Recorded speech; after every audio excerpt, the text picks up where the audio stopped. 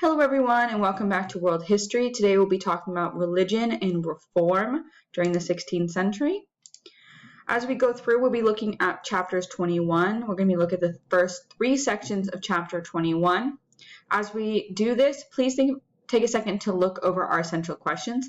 How did the rise of thinking during the Renaissance lead to the religious reforms of the 16th century? In addition, I have the question, did the 30-Year War and the division of Europe afterwards lead to the revolutions and wars of the 17th and 19th centuries? We'll look at that more in later videos, but I want to give it to you now as an essential question to really begin thinking about how events correlate with each other. Remember, events in history aren't isolated. They relate to other events in history. So how did the period we're going to talk about today relate to later and earlier periods in history? Also, some reminders, make sure you're checking your schedule every day, as well as your grade book. And today you have your USA test book readiness assessment due, so make sure to get that turned in. And make sure to look over our important vocabulary as we go through. In addition, remember the important vocabulary will also be listed in the notes that come with these videos, so make sure you're checking out the notes that relate to these videos for our class. So first off, let's talk about the Protestant Reformation. So in prelude, we talked last semester about the Renaissance and humanism. This was a period of time of kind of inquiry and learning that took place throughout Europe. With the invention of the printing press and other big technological advances, we really see people begin to ask questions and read more and really begin to look at things. At the same time, people began to have some kind of unrest in the Roman Church. They saw it as neglecting spiritual concerns in lieu of money, especially with the concern of the sale of indulgences.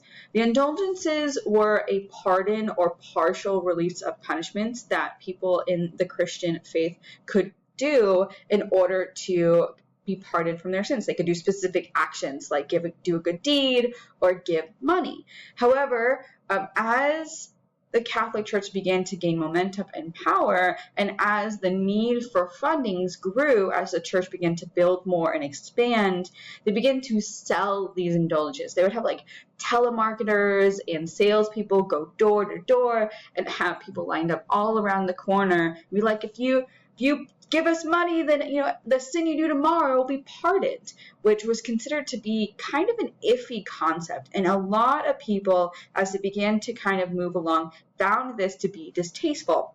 In particular, the man Martin Luther, who was a German monk, believed it to be incredibly unbiblical, found it against what the religious scriptures of Christianity said.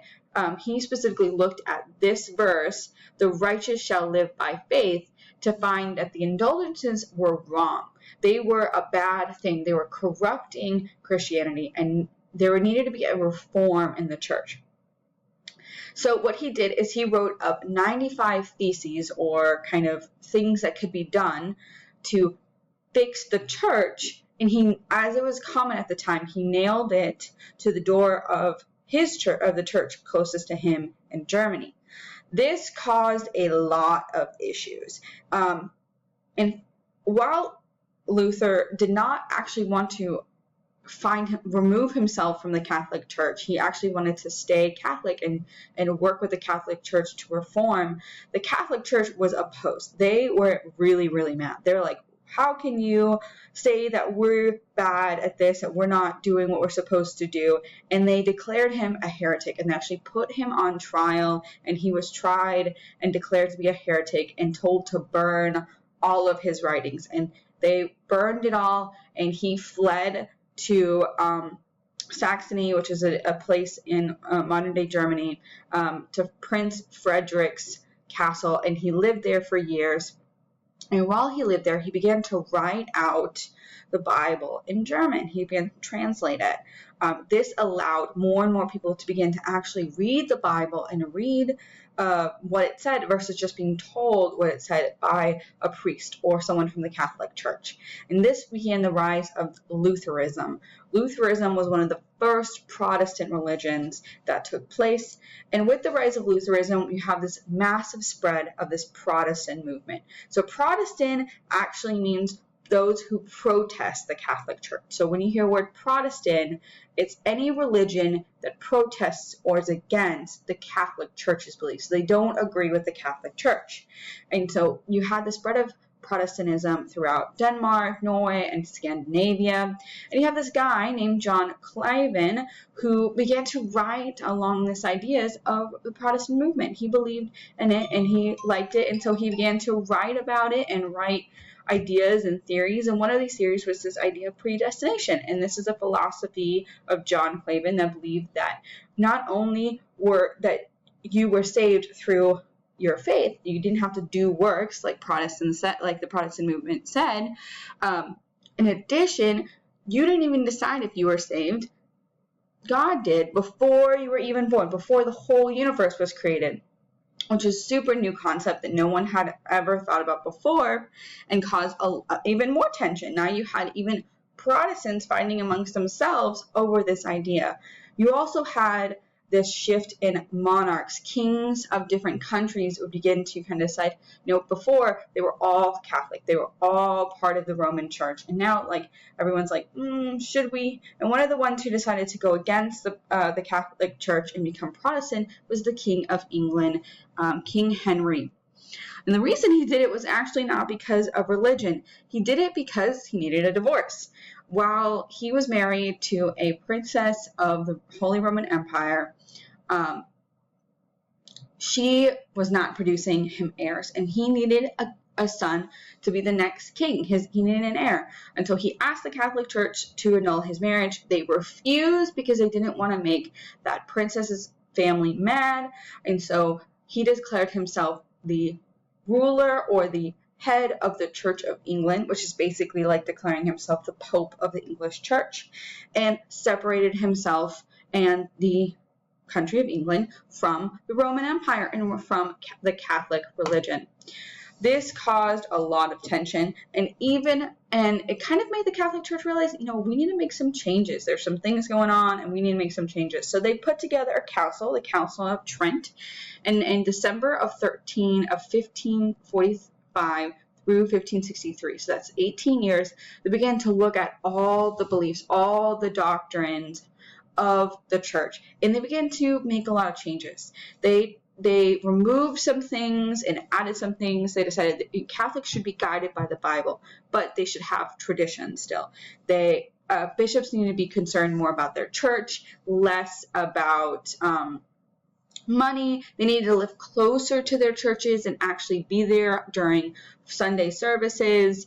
They should focus on spiritual needs and not money or piety. They're a new group of people called the Jesuits who would become soldiers of the faith, who would begin working for the church and kind of doing stuff for them and kind of live more simplistic lives. This new piety was to focus on spiritual needs over money, kind of make some changes, kind of like what Martin Luther had asked for in the beginning. However, they still didn't like Martin Luther. He was still separate from them. And like I said, you had the introduction of people like the Jesuits, who were soldiers for the faith and lived lives of poverty and charity. And also Teresa of Avila, as we know as Saint Teresa, a life of self-denial, kind of denying themselves materialistic goods for kind of a life for God, for Jesus, as they believed it to be. However, this did cause issues. The reform of the Catholic Church in the Protestant Reformation caused a lot of issues. You had people who disagreed with each other. This, for the first time in a long time, there were people with the same religion, Christianity, who didn't agree on how it should be practiced. And what would happen is those who had different views would be arrested as heretics. The Catholic Church had an index of forbidden books that no one was allowed to read. And then you had the development of the Inquisition, which was basically this giant rounding up of people who didn't agree and killing them. They would force them out or kill them or remove them. At the same time, Europe began to be divided as countries began to decide whether or not they were going to be Catholic or Protestant or Lutheran. You have monarchs began to lose control of the people. The people wanted to be able to choose their own religion and not have to do what everybody else was doing over again. that made it harder for them to rule, so they didn't want people to do it. So there's a lot of tension. At the same time, you have intolerance and persecution. People who were seen as different or who were seen as doing something that was heretical, were heretics, were burned or maybe thrown into rivers or tried for treason. And there was a lot of death and destruction during this time because of this. This led to a lot of other problems. You have religious wars that would really begin to pop up during this time. One of them being the German versus Catholic Holy Roman Empire War, where the Catholics and Lutherans of this time were forced to fight against each other. You have the French Religious Civil War, where the Catholics of France and the Protestants, known as the Huguenots, fought against each other, and there are actually thousands of Huguenots were actually killed on St. Bartholomew's Day, resulting them from fleeing France to the Netherlands. You have the English versus Spanish fight. This one's really interesting. The Dutch were actually fighting against the Spanish, and England, who was Protestant, decided to help their fellow Protestant Dutch. However, Spain got really angry about this, and they sent an armada of ships up to England to attack. However, England actually had better ships. They had smaller ships that maneuvered better in the English channels, and the Spanish couldn't get around, and so England began to really decimate them. And so Spain was like, okay, let's turn around, and then went back around, only to find themselves being pushed further north to Scotland because of the winds, was resulted in them getting further attacked and almost completely destroyed by the English. It was a really horrific battle. 2/3 of Spanish men and half of their ships were destroyed, while England barely lost 100 men and almost no ships. This, like I said, a lot of tension, which would lead up to the 30-Year War. This was a religious and political war that took place during the 16th and 17th century. It was a series of small wars that took place all over Europe, but specifically took place in Germany. And it did a couple of huge things. First off, the Holy Roman Church lost a lot of authority, both religious and political authority. They established state lines and created a tens peace in Europe through the shared independent states during this, the peace of the Westphalia Treaty. Kind of was like, okay, we're all just going to step back and do our own thing. We're not going to mess with each other. It also established a national identity in some of the city-states that still exist today, like England and Scotland and France and Spain and Portugal, all really began to settle out. And then you would have a couple of big places in Germany that would begin to rise up, that would be huge factors in the World War I. And then finally, you have the introduction of absolutism. This was this idea that monarchs had absolute reign. They were given the divine right to rule, and therefore they had the right to rule. They needed a strong centralized power. You had people like King Louis the 14th, who said, I am the state. He was so powerful. He was the state. No one else had any power but him. And then Russia, you had a series of people who would become leaders leading up to Peter the Great, versed on this absolutism, this absolute centralized monarch power that we kind of equate to kings and queens today, but it didn't really take place until this time. Before then, most of the time they had councils, people who helped them rule. But with the end of the religious war, this absolutism, this idea that we need to centralize power on a single monarch and they have control, really began to grow. So what happened during this time period? Well, with religion and reform, we have religious unrest. You have Martin Luther wanting reform, and then you have the Protestants who were protesters of the Catholic Church, as well as this development of heretics and Catholic reform. You have the Inquisition and persecution throughout Europe, Europe division and war, 30 years of fighting, and finally this establishment of divine rule and absolutism. Okay, that is it for today. Make sure if you have any questions, you can call or text me, come to office hours, or send me an email.